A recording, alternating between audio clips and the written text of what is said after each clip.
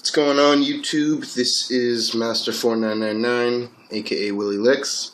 Got another G-Shock review for you guys today.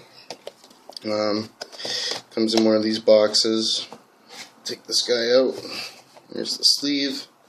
There's the top. Let's put this off to the side.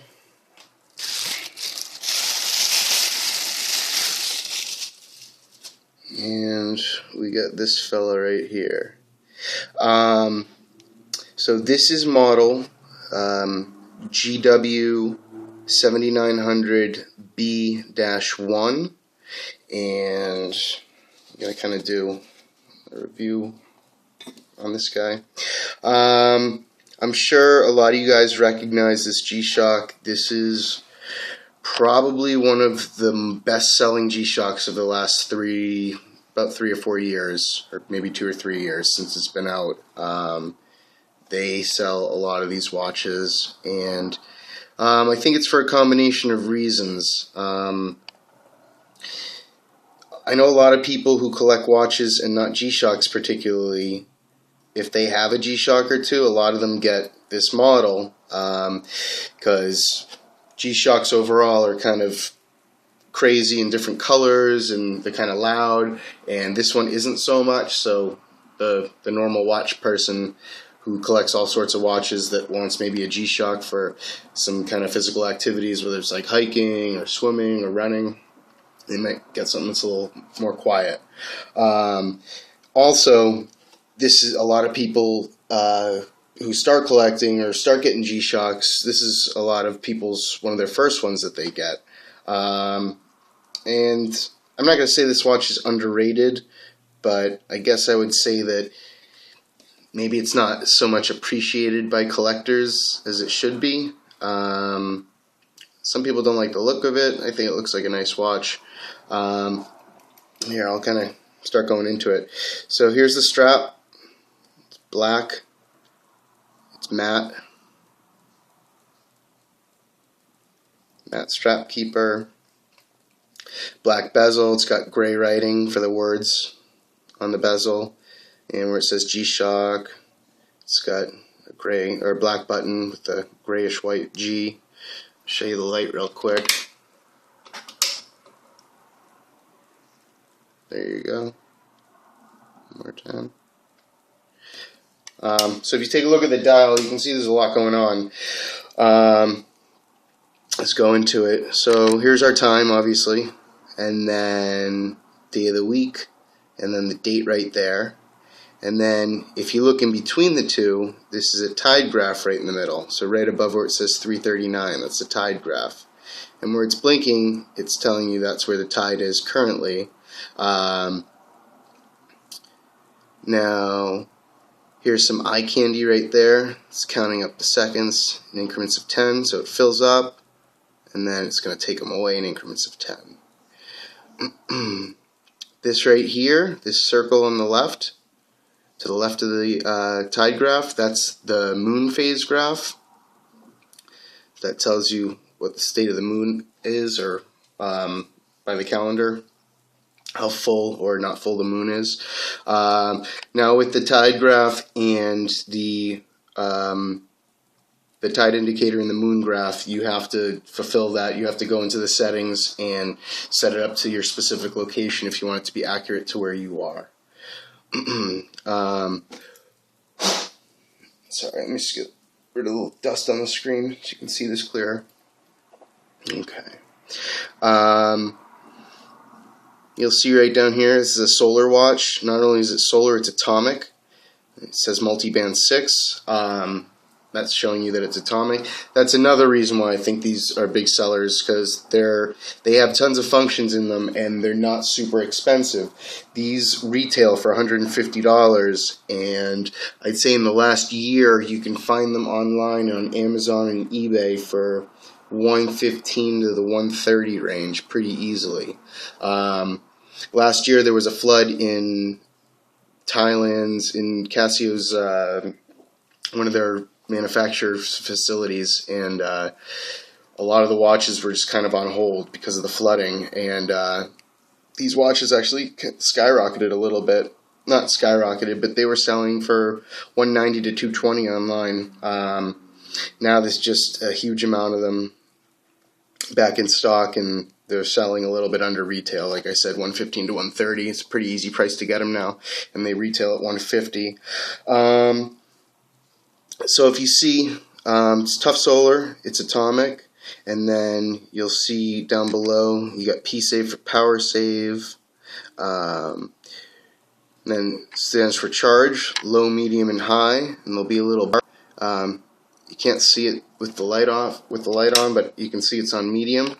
If you look above the M, see that's where the bar is. Now, over here you see it says RC indicator. That's for a receiving indicator to see if the watch synced up. I don't believe it did today. You're going to see these little, you're going to see a few horizontal lines on top of each other to the left of where it says MON for Monday. Let me just turn the light off again. Yeah, you don't see those lines there, so it didn't charge. And then with most atomics, if you press this button, the bottom right button, and it will tell you the last time it's synced. So you can see the last time it synced up was March 26th at 2:04 in the morning. I don't know why, but a lot of them sync up at 4 minutes past the hour, and I know the manuals say the most common times for it to sync is between midnight and 4 a.m. So you might see it say 12:04, 1:04, 2:04. I'll look at the side of the watch. So they get these black textured buttons. They're really easy to press. Take a look at the back plate. It says Casio, and to the right of that it says 3200. That's for the module. GW7900B, and this is B-1. That's the model. Now what you're also seeing is these two flaps right here. All of the 7900 G-Shocks have these flaps, and some call them wrist guards, some call them wings, and you'll notice because of these, the watch is constructed a little differently, and when you put this watch down, the watch lays way more flat than most of your other G-Shocks. Take out a watch to just show you by comparison. This is just a 6900 I have that I modded. It's a Solar Atomic 6900, but if you take a look at this, that's how most G-Shocks stand when you just lay them down like this. But when they have these wings or wrist guards, it lays much more flat, which is kind of nice. Some people have taken these off. I've seen on the forums, some watch forums and stuff like that. I don't know why you would. The look of it doesn't bother me. You don't see the look of it when it's on your wrist. And they make, I'm going to put this on my wrist real quick. They make this so comfortable. Just really conforms to your hand a lot better. So here's a wrist shot. You don't see them at all when you're wearing the watch, clearly.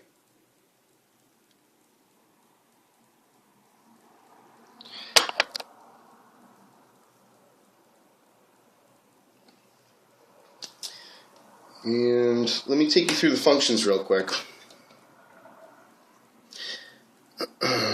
So we're in normal timekeeping mode, and then this is our tide graph and our moon phase mode. So if we press adjust when we're in this mode, we'll go to the moon phase. World time, have it set up to New York City, and then we go through our alarms. So we got 4 regular alarms, and then a 5th snooze alarm, and then that turns your hourly signal indicator on and off. Stopwatch, timer, back to your home screen. A lot of functions in this watch, very practical watch. If any of you guys are watching this video and you don't have any G-Shocks yet, and you're looking to get a first one, I would definitely recommend this watch.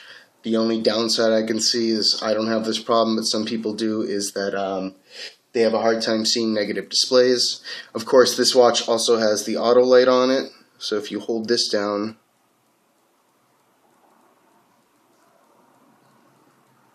Now the auto light's working, so if you were to just tilt it up, did I turn it on? Let me see.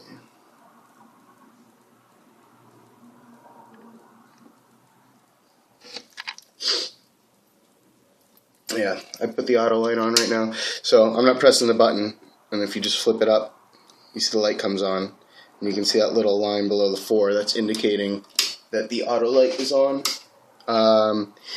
Yeah, the other cool thing is where it says snooze alarm signal mute AEL, that's for auto light. Those words are written right there because when you have those functions on, there's a little light, there's a little bar that shows up indicating that that function has been turned on. It's a little hard to see through the camera right now. But yeah, this is a great watch. Another concern I've heard about, I have not put in this through any kind of a beating. I've really worn this just a couple times because I just have so many watches in rotation. But I've seen on eBay used ones sold, and I've also seen on some of the forums, watch forums, that these screws are relatively easy. They fall out relatively easy. So this has not happened to me, but I really haven't worn this watch too much. I guess that could be one potential downside, because I heard that if it falls out, it most likely is going to fall out when you don't notice it, and you're not going to just find it right there on the spot because you're going to probably be doing some kind of physical activity. But I haven't experienced that, so you're going to lose it when it falls out most likely.